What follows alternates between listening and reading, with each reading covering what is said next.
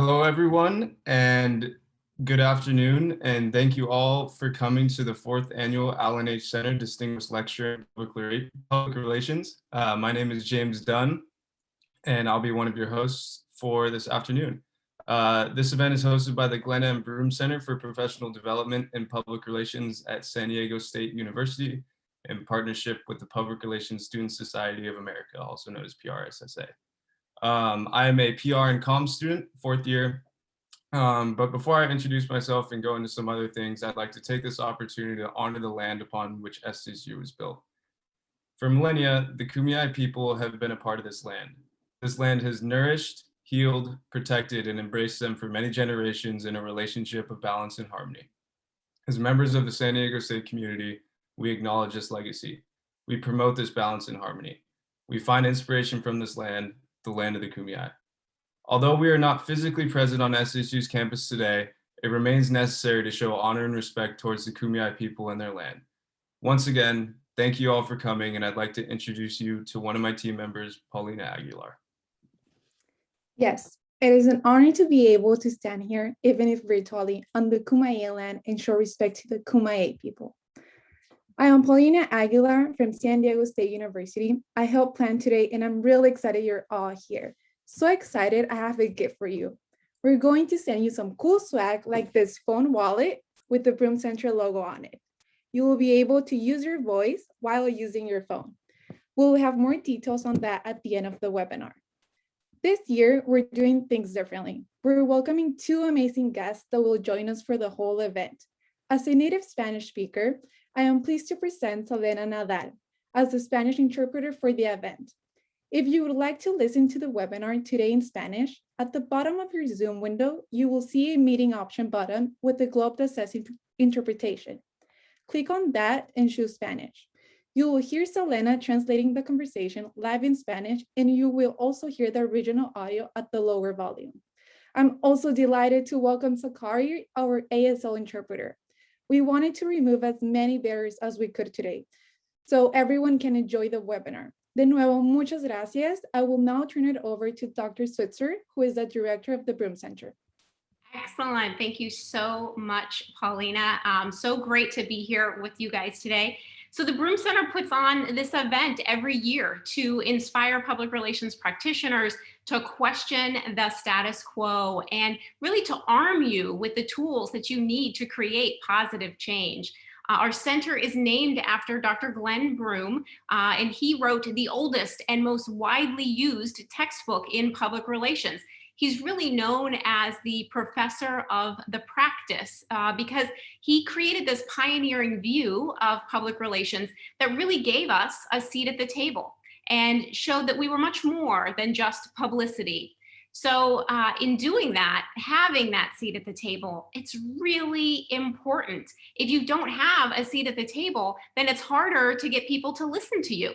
It's harder for you to create change. So this event from the Broom Center today is named after a very good friend of Dr. Glenn Broom's, and he's one of the original authors of that textbook that I was telling you about. So in speaking of Allen H. Center, his daughter said that he was a good storyteller who wanted to use his talents to help the community. And I know that that resonates with you because that's kind of why you're here today, right? To make a change in your community. So Troy Blackwell Jr. is gonna say a lot of tweetable stuff, and he is totally going to inspire you.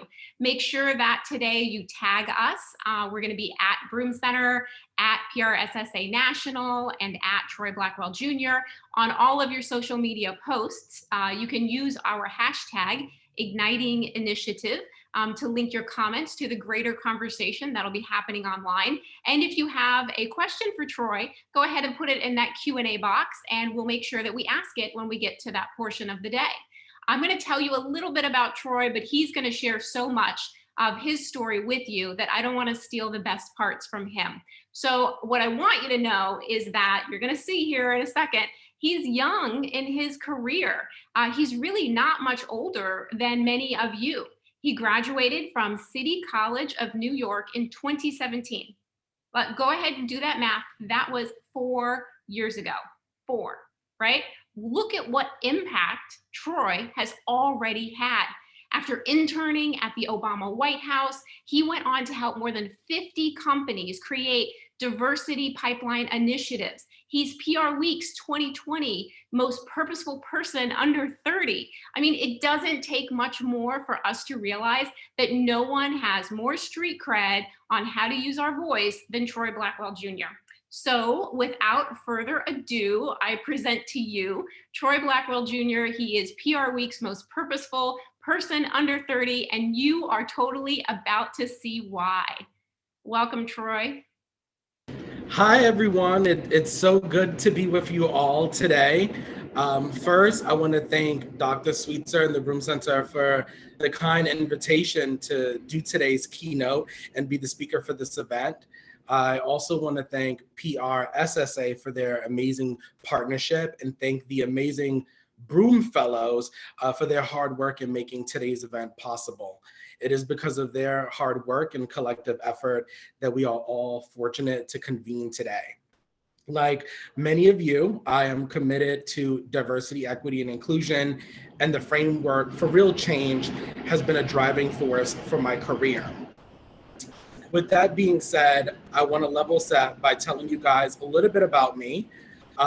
And just for reference, I'm in New York, so my apartment's right across from an L train, for those who hear the train just a little bit.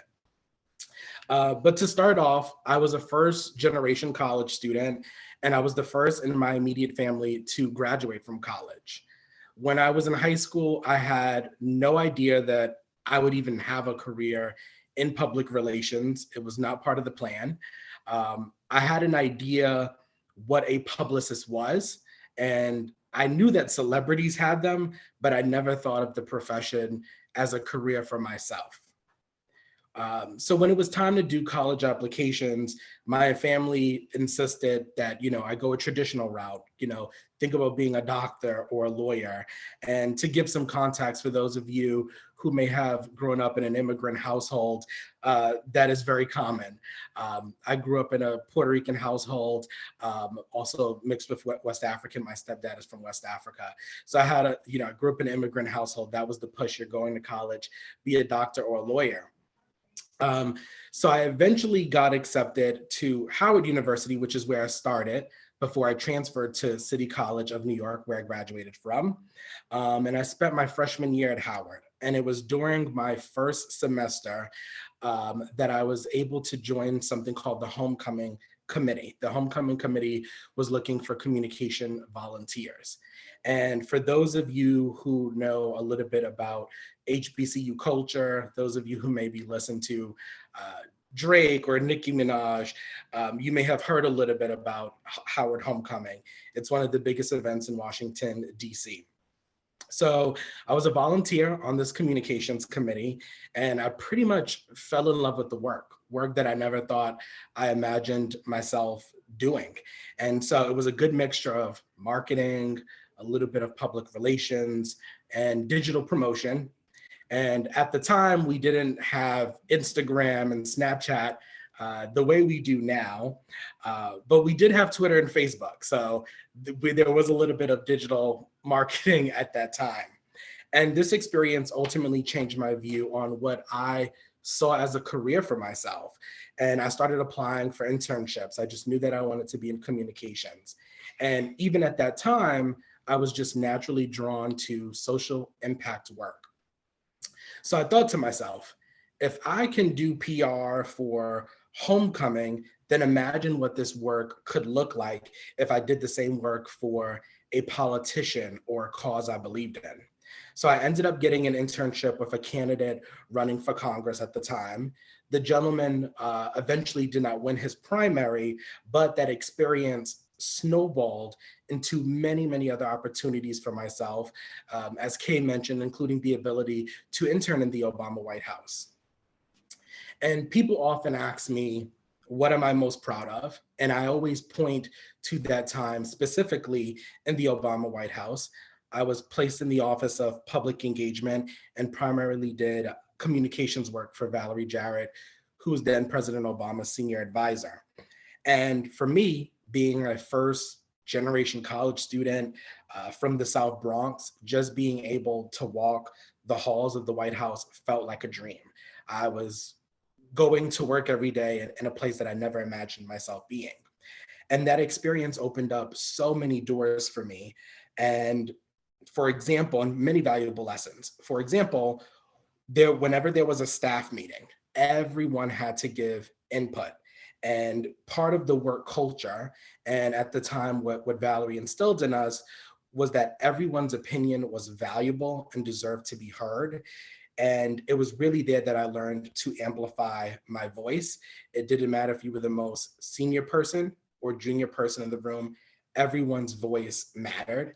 And I joke now that you can't get me to be quiet. So that kind of worked out a little bit. So aside from the political work, I've had the ability to work for 2 agencies. I've also sat on the board for PRSA New York and PRSA Tri-State.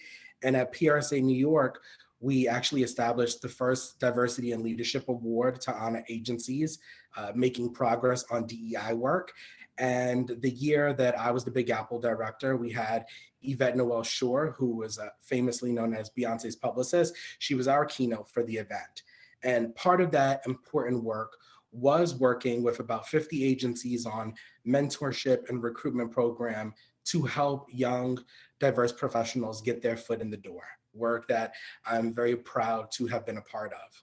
And this leads me to how young professionals, like all of you, can use your voice on behalf of an organization for social justice or advocating for equity. Following the year we had with the death of George Floyd, the elections, the Me Too movement, and much more, corporate social responsibility has been put front and center. More specifically, sorry about the train. More specifically, millennials and Gen Z are looking to support and work for brands that are taking a stand on social issues, and complacency is no longer an option. Now, some data points. 70% of consumers expect brands to take a stand on important issues. 54% of people feel brands should take an active role in the social conversation. And 67% of Gen Z say how well a company delivers on their commitments to Black Lives Matter will influence future brand purchases. So some of us went out to peacefully protest, some of us donated, and some of us were mad, and people wanted to do something but didn't know how or what. And so here's my 6-point plan on how you can use your voice and help your organization. The first point for me is to actually acknowledge that there is an issue. This is always the hardest, but the most necessary. So many of us are living in silos and aren't aware of what is happening in other communities outside of our own. We all need to talk to people from different communities and listen to respond, not to respond, but to understand. Some organizational leaders haven't fully acknowledged that some of the social issues happening right now are not just actual issues. The second point is understanding that activism can look many ways. There is not one way for someone to be an advocate for social change. Some of us will protest, some of us will donate, and for others like myself, our activism is by joining the board of an organization where we've been traditionally underrepresented, or starting a diversity committee at our workplace. All forms of activism are necessary and important. The third point is about employee resource groups and diversity committees. The best way to advocate for change from a brand or an organization you represent is to do so as a group. 9 times out of 10, if you recognize a problem or feel a certain way, there's a large possibility that others feel the same way. Growing up, my mom used to have this analogy that if you take one pencil and try to break it, you will. But if you take a group of pencils and try to break it, it will be much harder to do. If you form a group to discuss challenges and you collectively decide to address said issues, it is much harder for anyone to just disregard or push aside. For example, look at how women came together around the Me Too movement and how employee groups took a stand against their own employees after the death of George Floyd. Those are just some examples of how employee resource groups can be really helpful. My fourth point is you are never too young to lead. Some of us will work at an organization where employee resource groups already exist, and some of us will not. It is okay to be the leader that starts one. I like to challenge the notion many times of what actually makes someone a leader. Oftentimes, we think a leader is someone who is a lot older and wiser, which they can be. However, you are never too young to be a leader. I define a leader as someone who sees a challenge and steps up to take on that challenge, regardless of age or socioeconomic status. That can be someone who is the first in their family to attend college, or someone who serves as a translator for their family because their parents' first language isn't English, or someone who works 2 jobs just to help support their family. Those are all examples of leadership positions, and many of you are born leaders. Other examples of young leaders include John Lewis was only 25 years old when he marched in Selma, and Greta Thunberg, the activist climate, is only 18 years old. My fifth point is to be prepared to ask for what you want. This is extremely crucial. An integral part of identifying challenges is also to identify solutions. Most organizations want to be part of the solution, not the problem, but they will need help. Whether it's a brand we purchase or our employer, we must be prepared to say what we are asking for. This can look many ways, but a few options are pushing an organization to donate to causes that help activists on the ground, establishing a workplace mentorship program to help junior employees of color, asking HR to implement blind recruitment to ensure that candidates with ethnic sounding names aren't discriminated against during the hiring process, or advocating for more people of color in mid-level and senior level positions by the end of a specific year. My sixth point, and it's also very important, is accountability. Once you establish your group, you address your concerns and offer solutions, it is time to hold those brands accountable. It is okay to set benchmarks and deadlines for your proposed solutions. Of course, do so respectfully, but this is crucial. In examples of brands that are taking a stand, I always look at Ben & Jerry's. Although most of their senior leadership is white, they have diversified their board of directors and actively engaged in work with a racial justice element. They continuously donate money to racial justice groups doing work on the ground, and they publicly supported the legalization of marijuana to offer business opportunities to communities of color. They frequently lobby Congress in DC. Another example is Nike's work with Colin Kaepernick and raising awareness for Black Lives Matter after he was let go from his team. Some other really good points for allyship and support. Here are a few practices that I try to live by. It is important to remember to listen, to understand. As communication professionals, the best tool we have is being trained in communications. Understand that there is nuance in social issues. For example, the opportunity for growth in the workplace might look different for women of color versus white women. Consider how the model myth minority has contributed to a rise in hate crimes against Asian Americans. If you see something that you feel isn't right, speak up. It's on all of us to address these issues because we are all in this together.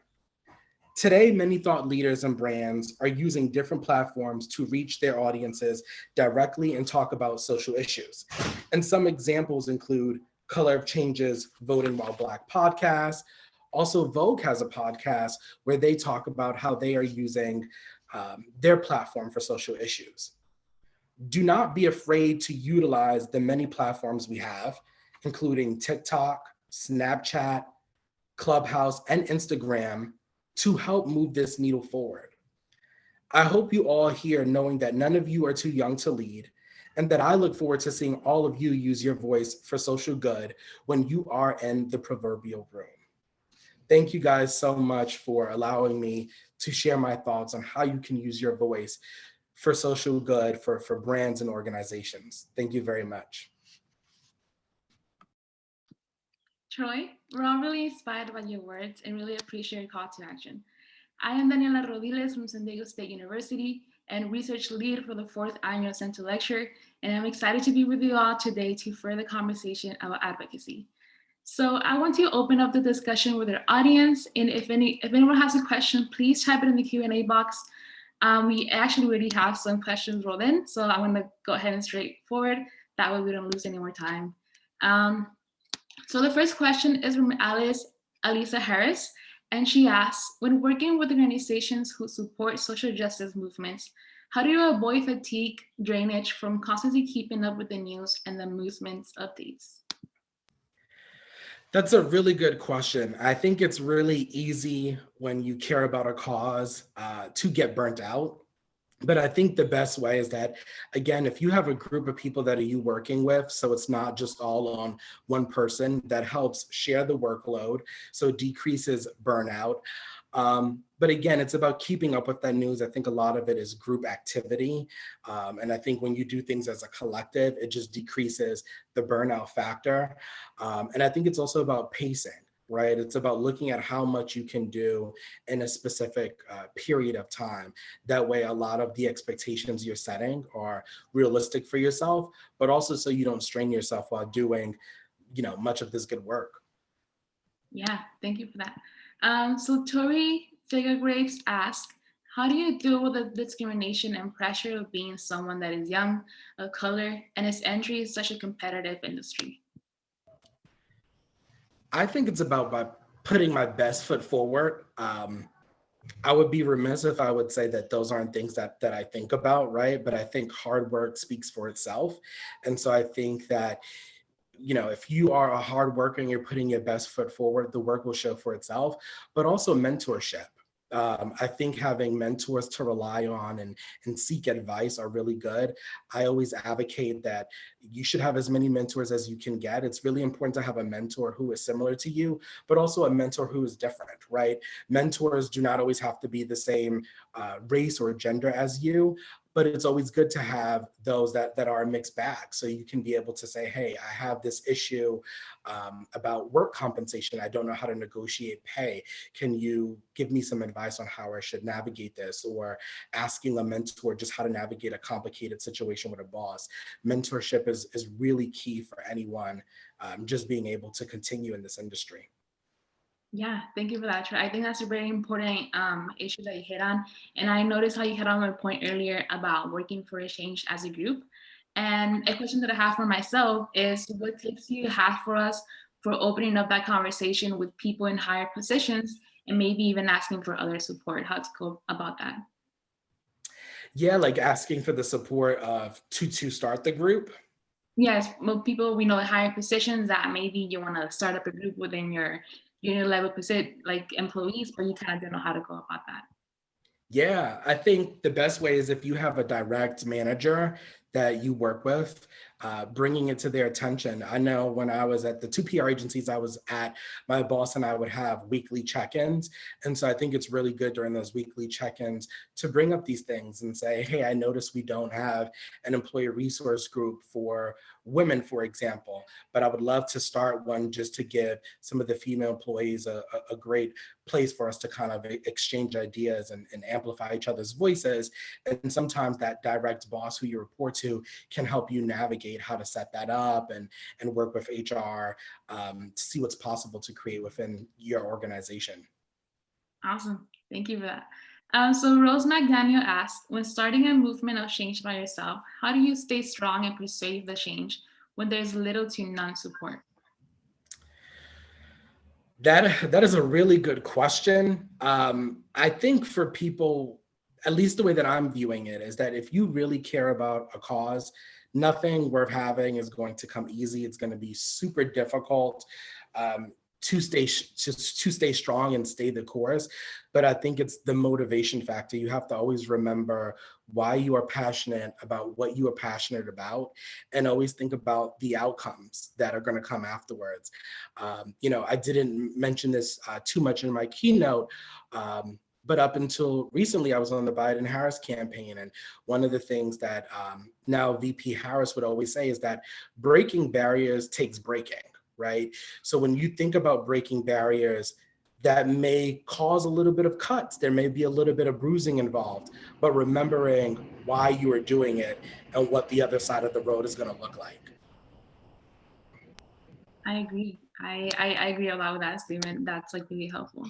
So Alyssa Harris asked again, what are the best ways to be allies for Black, Indigenous, people of color peers in the workplace without talking over their heads? I think that's an important issue that everyone needs to consider, not to let everyone's voices be heard and having equal space in the workplace. Yeah, one of the points that I mentioned was listening to understand and not necessarily listening to respond, which is a habit that we all have to do, especially as communicators, both personally and professionally. And I think it's about having those conversations, listening to what people say.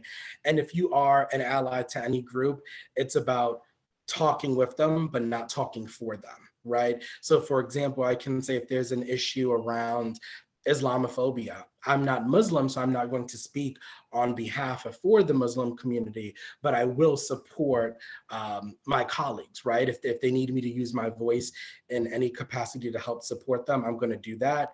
And I think that's the really important part of allyship.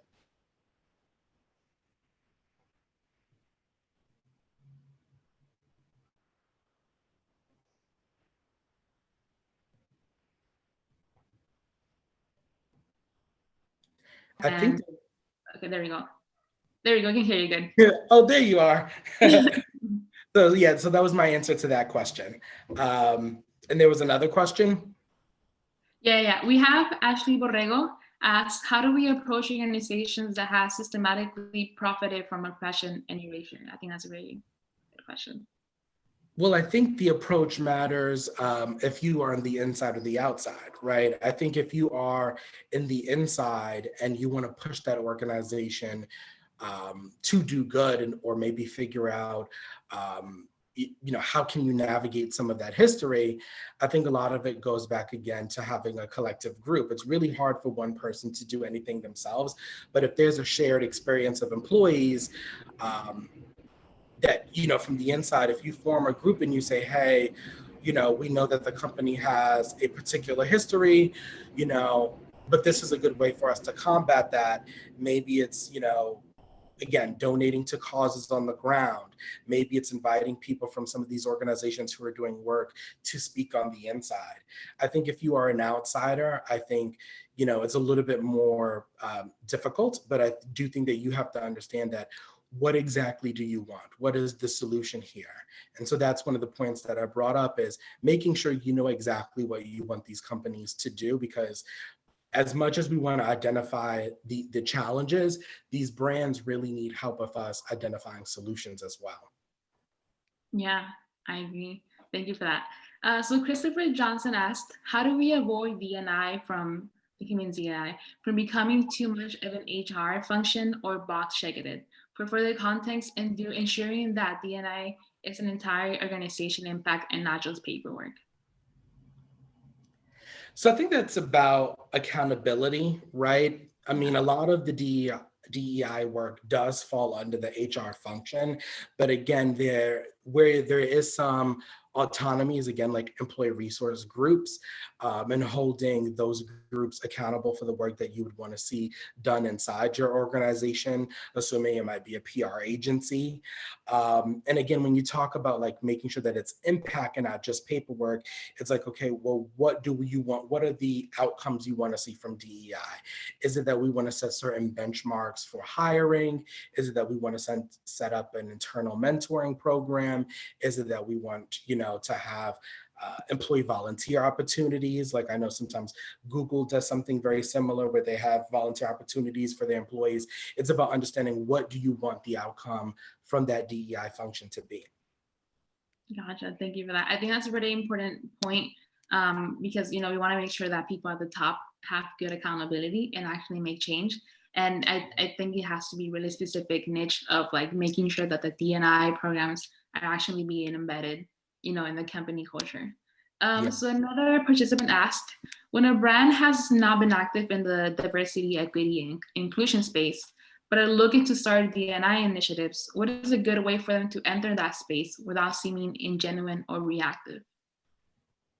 Yeah, I think for the brand, well, there's two things. It depends on like if this is happening from inside the brand, if someone is bringing this awareness to senior leadership, maybe those in the C-suite, and has encouraged them to look into that space. So I think it's first figuring out what exactly do you want to do again in the DEI space, right? Because DEI space is really big. Social impact is big. When we talk about corporate social justice, these are very big and broad terms. So it's figuring out what that niche specifically is. So again, I use like Ben & Jerry, for example. Ben & Jerry, although their senior leadership team is mostly white, they diversified their board of directors, and their board of directors really pushed them to do a lot of work around criminal justice reform, right? Ben & Jerry's is known, that's the form of social justice work that Ben & Jerry's focuses on, is criminal justice reform. So I think it's really about thinking what DEI initiatives you want to incorporate or initiate, and also bringing people from that community's voices to the table, right? So if we're doing work specifically right now, maybe it's about doing some work with Asian Americans and the rise of hate crimes, we need to look to leaders in that specific community. If we're looking, to do some work maybe about like pipelines from HBCUs, we need to work with leaders from that specific community. I think that's the best way to seem genuine about what you're doing.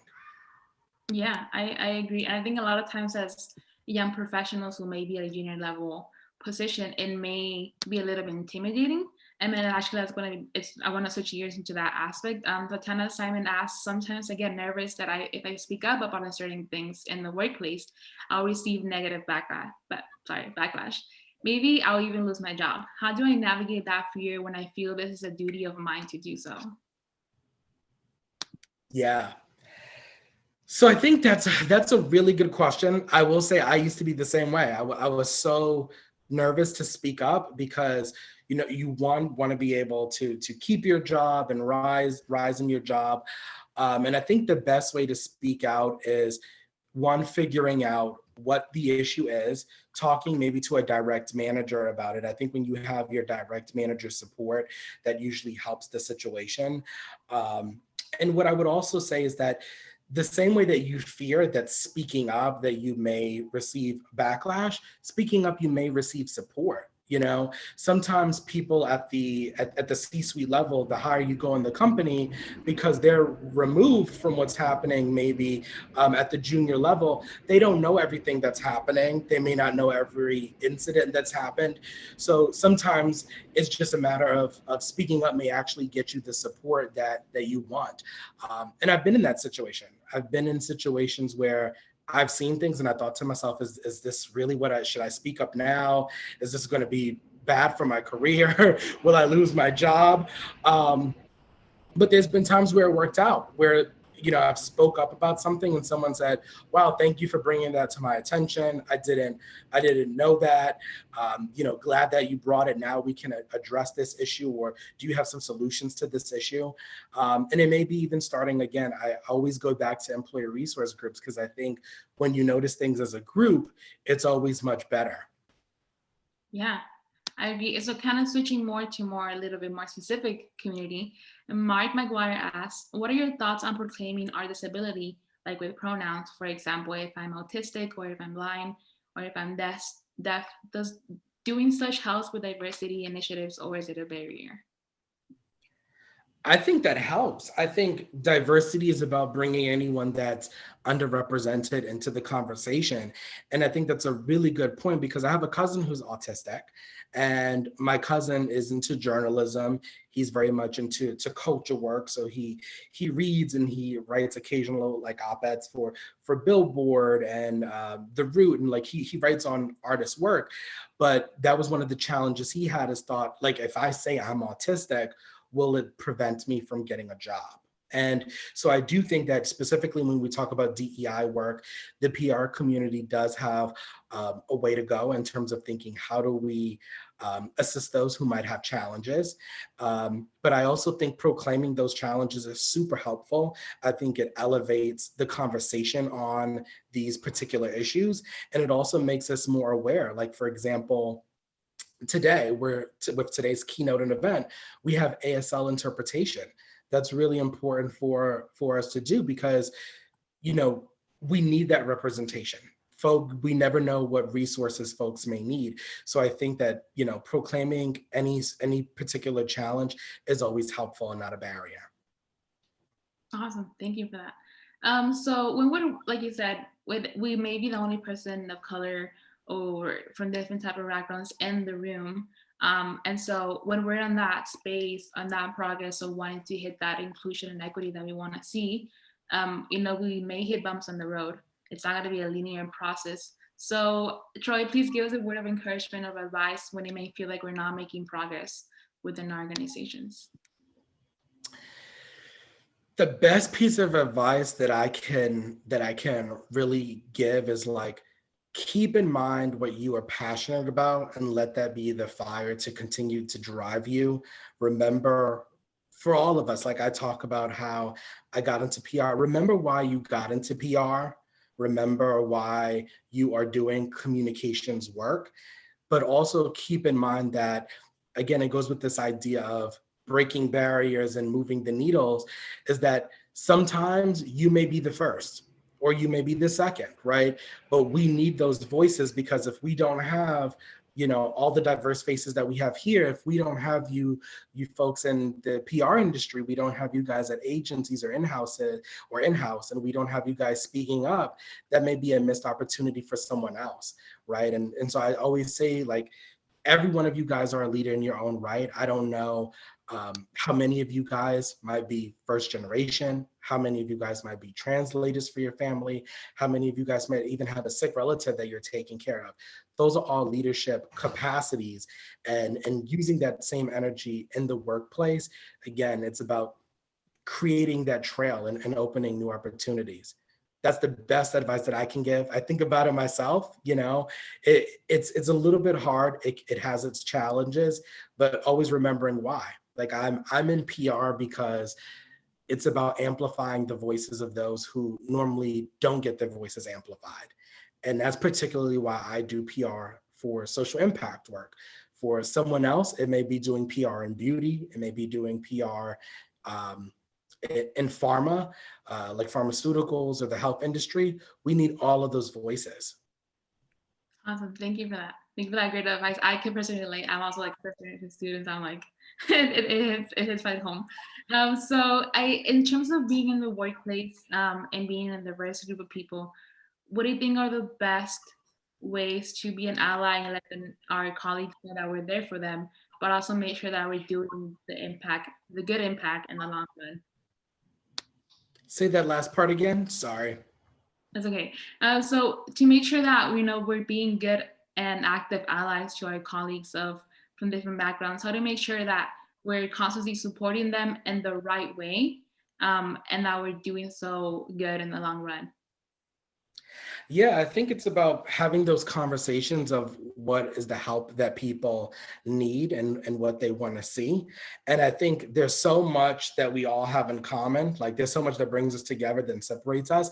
And so there may be an opportunity for overlap, but even between some of the different colleagues, some of the different employee resource groups, there's always a way to collaborate and amplify voices. So I think it's about listening to what some of your colleagues need, asking how you can support, but also not speaking for them. You know what I mean? Being able to listen and use your voice, you know, to assist and help elevate that conversation, but also finding room for collaboration. And this happened outside of the agency, but I think of something in particular is that many of you guys might remember the Pulse shooting in Orlando a couple of years ago.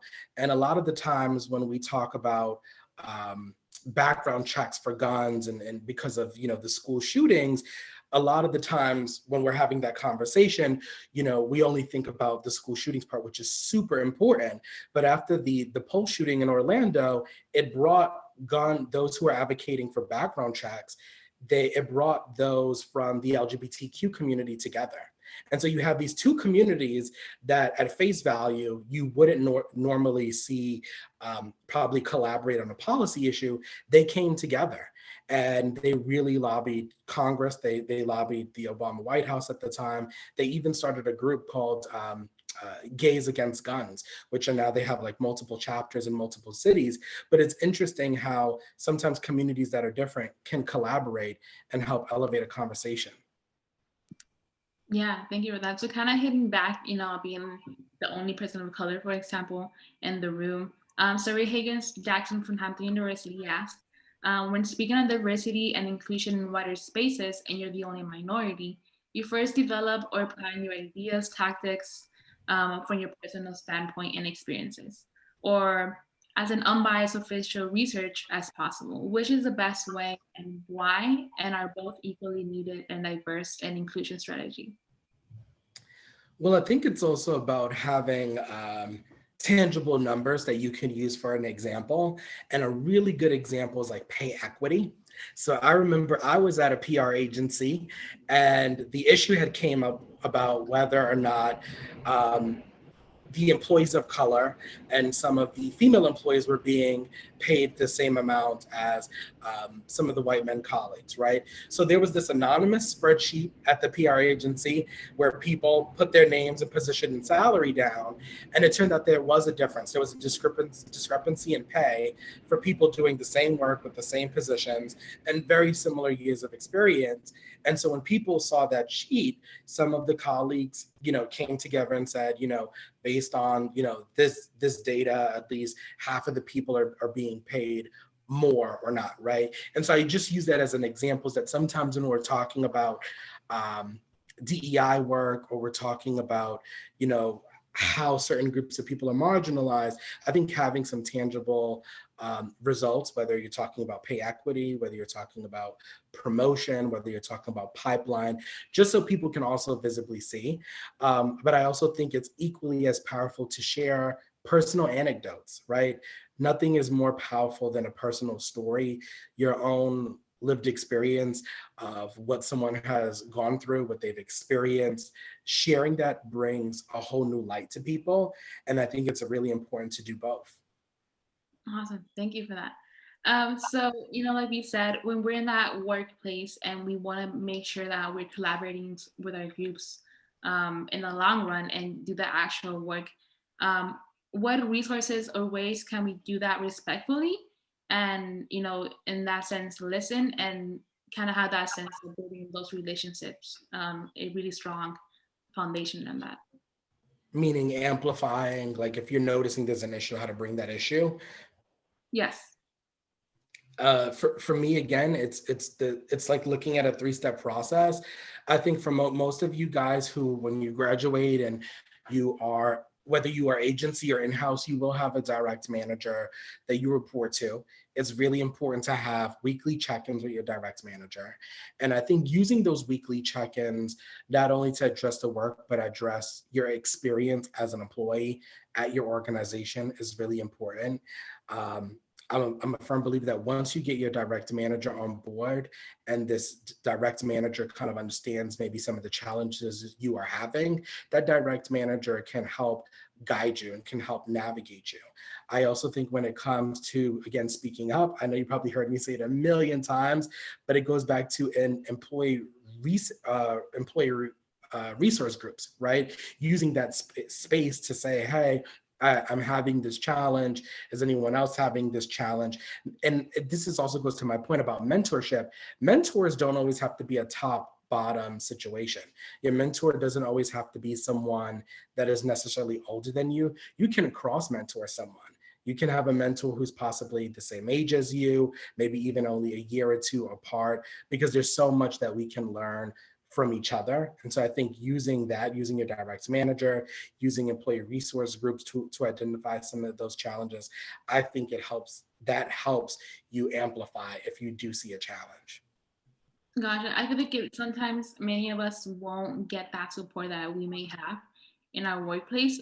So do you have any tips for ensuring that our thoughts and ideas and comments aren't being brushed off when you're the only minority in your workplace? Well, I also think it's really good to keep track of when you say ideas, right? So, I mean, is that a particular project? So, for example, in the agency, you'll be put on like an account, right? Like for a particular client that you are representing.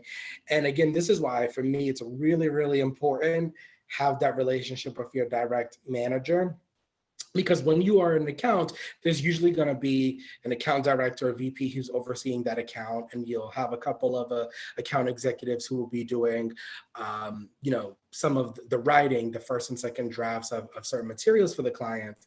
And I think it's really important to establish that rapport, right? And this is where the weekly check-ins come in handy, is that like having that relationship with your manager can help amplify your voice in some of these meetings.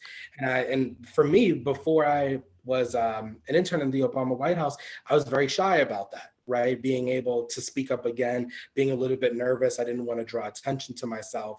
But I think it's a really good point that was taught to me, is that whether you are the most senior person or the most junior person in the room, your voice is valuable, right?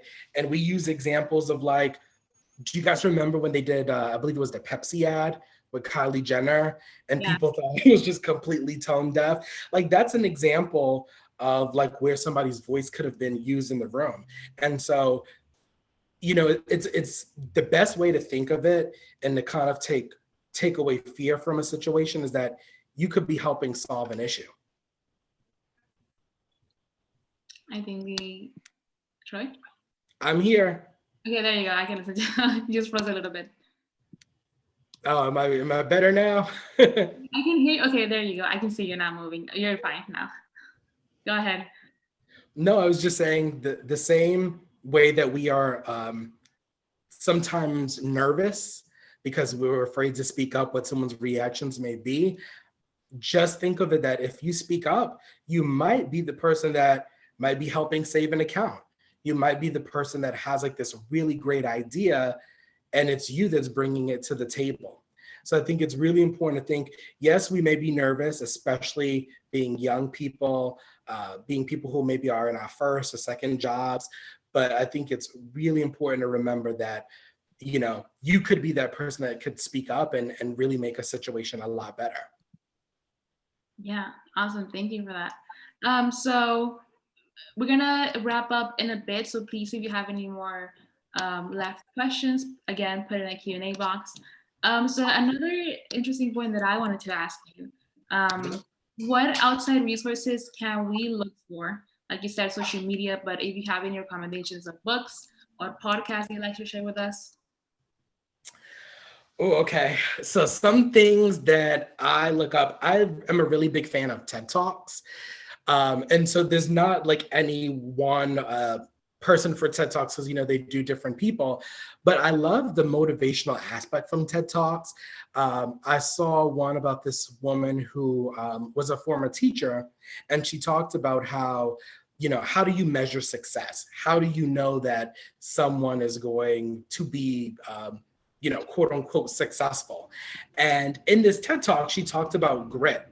She talked about students who are overcoming various personal challenges, whether these are students who, despite living situations or many other circumstances, that they are still persevering, and how grit can't be taught. right? Like you can teach someone a subject, you can teach someone, a particular skill, but grit is one of those things. It's like, how do you teach grit? It's more of something that you develop from being put in certain circumstances. And I thought that was just amazing. That stuck with me. And I've always thought about that in situations, right? Because I think sometimes the very thing that we think hurts us can sometimes help us, right? And I just use that as an example, like what I mentioned in my keynote. Like, I am someone who grew up in a single parent household. I'm from the South Bronx. I was also the first in my immediate family to graduate from college. And so when I think about those experiences, when I was younger, I was like, oh my God, like, I don't know if I can get these opportunities, will someone choose someone like me? But I think those experiences helped make me who I am. It helped make me more empathetic to certain situations and made me a lot more understanding. It also taught me how to deal with pressure, right? Another good thing that I like, but look up all the TED Talks. There's amazing TED Talks out there. I listen to a couple occasional podcasts. I listen to Pod Save the People. I'm getting into that, kind of like listening to what they have to say there. And then I've been watching like TikTok. Like I'm getting new into the TikTok thing, so I'm not fully there. But I've been on like TikTok, and you know how you can just like follow based on the hashtags, or you can follow based on the interests. Like I'll follow interests like, young people or fashion or politics, and I just kind of see what some of the people who are the same age as me, maybe even younger, are saying on TikTok. And it's just interesting to kind of like see what people are saying. And I find inspiration in that. Gotcha. Thank you for that. So kind of switching gears into more of the perspective of the employer, do you have any tips for those who, want to retain their employees and make sure that they're being heard in their workplace?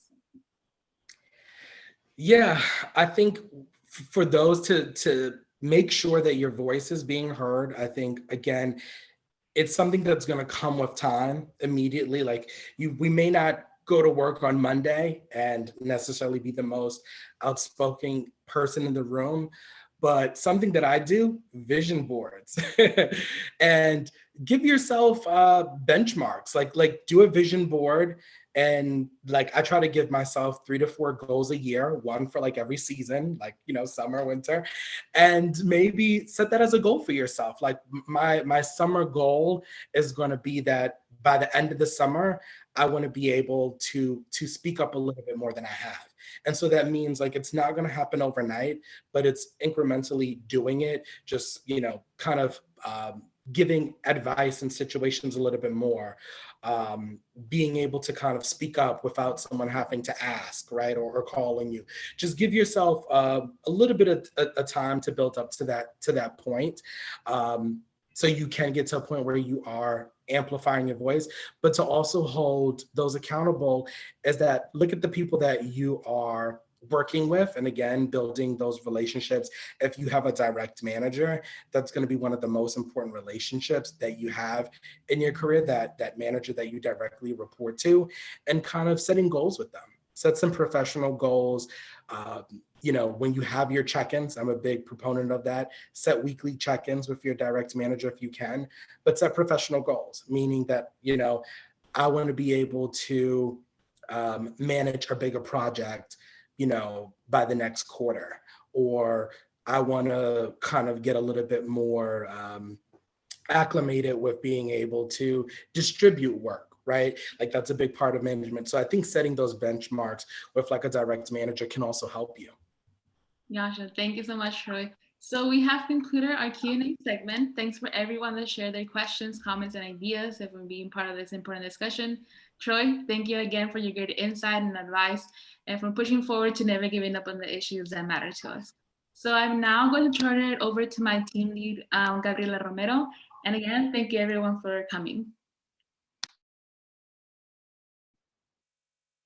Wow, thank you, Troy, for such an insightful and moving keynote.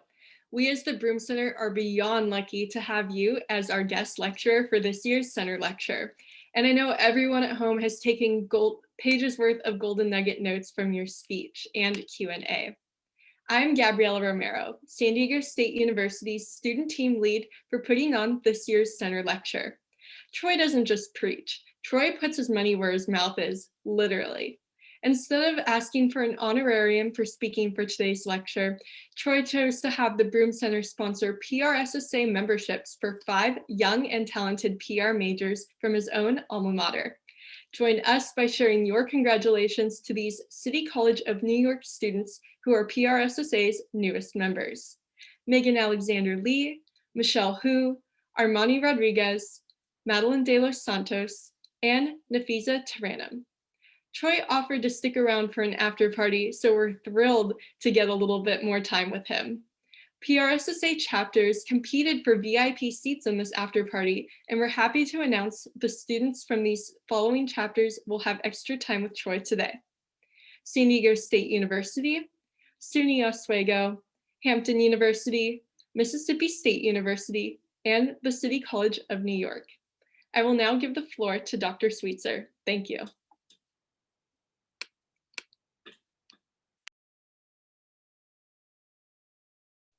Sorry, thank you so much, Gabby, for turning it over to me. What an amazing, amazing message that we got from Troy. I don't know if you guys are as energized as I am about it, but those remarks about one person really being able to make a difference really resonates with me. We're talking one person. You can make a difference. I love that. You are never too young to lead, he says, and boy, does he live that through his own experiences. You know, as impressive as Troy is today, let's think about where Troy's going to be in 4 years. Let's think about where you are going to be in 4 years. The positive change that you are going to be able to create. You know, the idea that advocacy must drive toward action is so on point. And Troy made that really clear. I mean, we get it. At the Broome Center, we've taken a lot of different projects on this year to use our platform to improve public relations. We believe in investing in the people of public relations, the people who make this industry great. Case in point, this webinar. We also have the 3P career series that we offer, which helps provide you the advice that you need in order to tackle big challenges. We expanded our Broome Student Fellows program to Hampton University this year. And for the class of 2020, we sponsored 6 newly graduated practitioners of color with grants to help cover their PRSA memberships. So we believe in leading by example, not just posting a black square on Instagram. We may not be at Ben & Jerry's level yet, but we are aspiring to do better every single day. And, you know, that's one of the reasons why we had Selena and Zachary here today to help make this event more accessible as well. And so sometimes that hard change really kind of goes against the direction that you're heading, and you have to fight against the momentum. And that's okay. It's worth it. It's absolutely worth the fight. If you can think of anything that we at the Broome Center can do to invest in you, or any way that the Broome Center can tackle some problems or issues that the industry is facing, well, then let us know. We are all accomplices here. Speaking of accomplices, I want to give a huge shout out to all the people who were behind the scenes today. I'd like to thank the Hampton University students who are sort of, you know, auditing on an independent study this course and helped promote today. I want to thank the amazing team from San Diego State University who planned absolutely everything from the promotion all the way through the after party and beyond, and gives shout outs to Gabby Romero, James Dunn, Daniela Rodiles, Alexa Gutierrez, Tatiana Simeon, Paulina Aguilar, and Elise Frankel. You are amazing, and you are all PR superstars. I'm so excited to have the chance to work with you. Now, everybody worked so hard on this event. I really hope that you will kindly repay them by completing the survey that's going to be linked here in the chat right now.